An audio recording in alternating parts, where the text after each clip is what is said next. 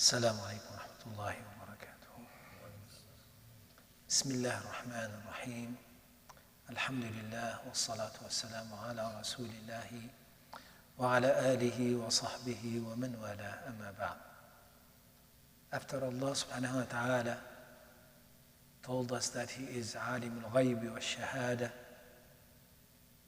وهو الرحمن الرحيم, He is the knowledgeable who has the knowledge, the total absolute knowledge of that which unseen, that which is unseen and that which is seen.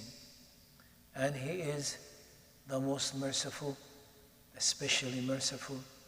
So all His creation and the attributes of Allah that deals with His creation, within it always mercy. Then Allah subhanahu wa ta'ala gives us the relationship between Allah subhanahu wa ta'ala and His creation in a way of mulk.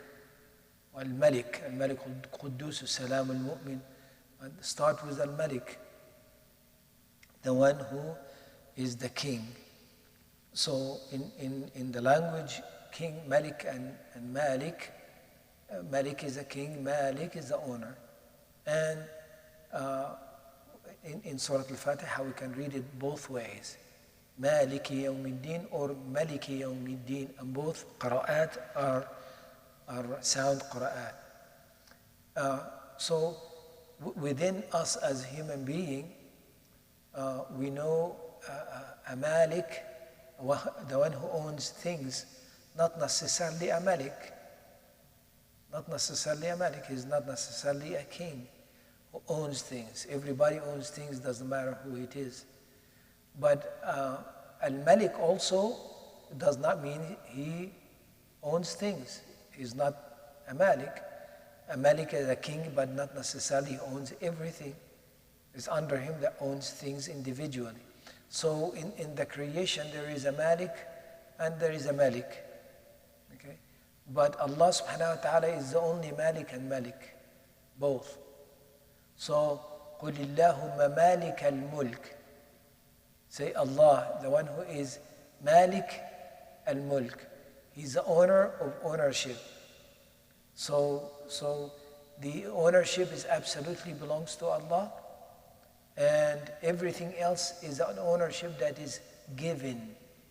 It's not innate with us, part of who we are, absolutely own things. It is Allah subhanahu wa ta'ala who owns everything and then permits His creation to own things with His permission and can take it away.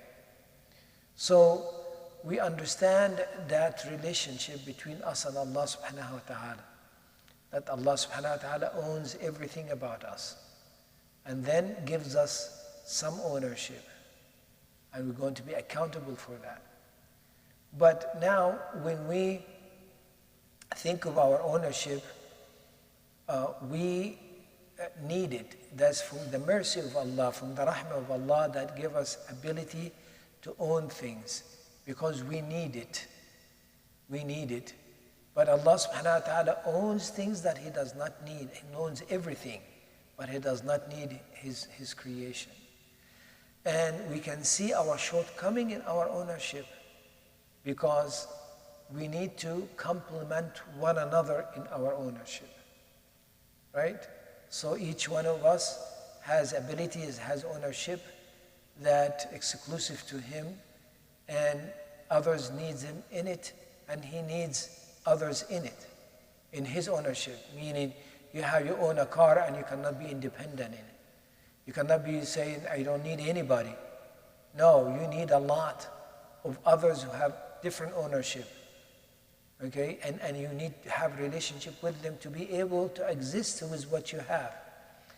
But this is not Allah subhanahu wa ta'ala. Allah subhanahu wa ta'ala, He's absolute owner, and there is no other owner that Allah subhanahu wa ta'ala will go to for a need of something. Allah is absolutely in control of His ownership in everything in it. Okay, we need to, when you think about Allah subhanahu wa ta'ala, not to think with the terms that we are used to, okay, which is the humanity or the dunya and how things in it, and also our ability and disabilities. No, Allah subhanahu wa ta'ala is absolute in His ownership and in all His attributes. So, and the ownership that Allah subhanahu wa ta'ala has, He's not to be asked what to do in it or what He does in it. Okay? لا يسأل عما يفعل وهم يسألون. He is not the one to be asked about what He does, but they are the one who's going to be asked. Okay? So the closest ownership that we have is the one that we do not think of to control. It's almost an automatic kind of control, which is our limbs. Okay? Also, it is given to us by Allah. The limbs, over our limbs, the control over our limbs. You think we own our hands and tongue and eyes and ears and feet. No, Allah subhanahu wa ta'ala owns it. But we are a temporary owner of it. Okay?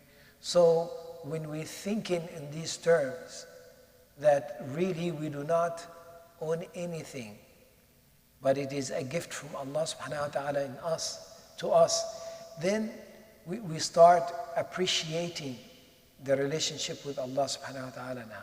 And it becomes in perspective in our existence. So we see our shortcomings. We see our shortcomings because you are given so much, and actually what are you given from ownership? You're not even using it in the way of Allah. Okay? Allah has given you that gift and you're not using it in the way of Allah. Your tongues will say that which is not proper. You'll be looking at that which is not proper. You'll be doing that which is not proper with your hand. You'll be walking to that which is not proper, and so forth. So when one starts on this journey, life becomes in perspective, meaning in the right perspective. The vision now is not going to be the vision with the eye, but the vision with the heart, or the intellect and the mind of the heart, that things becomes clear. So when we say now Allah subhanahu wa ta'ala has the knowledge of everything, and His mercy is immersing, or everything is immersed in His mercy, and He is a total owner. Also, we have knowledge, but it is limited. We have mercy, but it is limited. And we have ownership, but it is limited. But our ownership and our knowledge and our mercy has to match or become on the path of the ownership and the mercy and the mulk of Allah subhanahu wa ta'ala. Okay? Once this is matching, then we are in the path of Allah. Meaning that one can use these attributes that Allah given him or her in a way that is not meant to be, meaning in a way of disobedience, okay, in a way of resistance. Okay? So Allah subhanahu wa ta'ala, Rasulullah sallallahu alaihi wasallam said, Man la yarham, la yurham. The one who does not give mercy, it does not receive mercy. So Allah, the most merciful, giving you mercy, but you're not absolutely, can do right and only right. You could do wrong. You can practice it or not.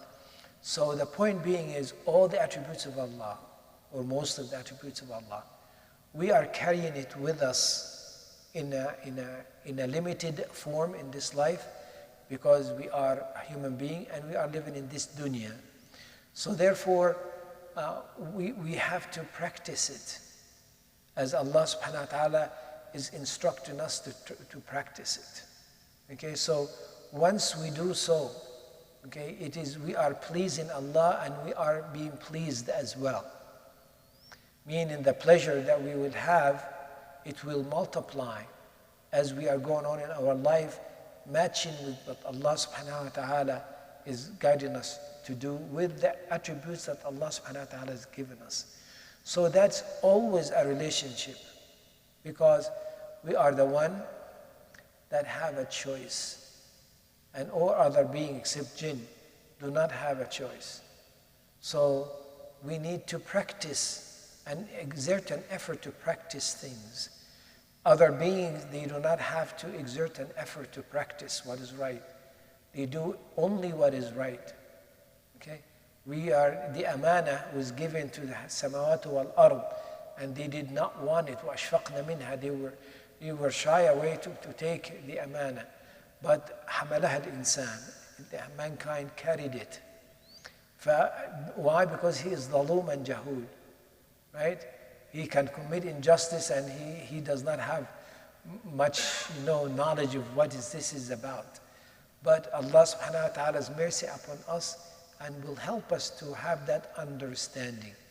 But again, when we deal with things around us, we see the attributes of Allah subhanahu wa ta'ala in it as we're dealing with it. And also we see the attributes that Allah has given us that we're dealing with it in, and these attributes has to match. We shouldn't exert an effort for it to match which pleases Allah and eventually will please us in this dunya and the hereafter. Sallallahu ala sayyidina Muhammad wa ala alihi wa sahbihi ajma'in. Alhamdulillahi rabbil alameen.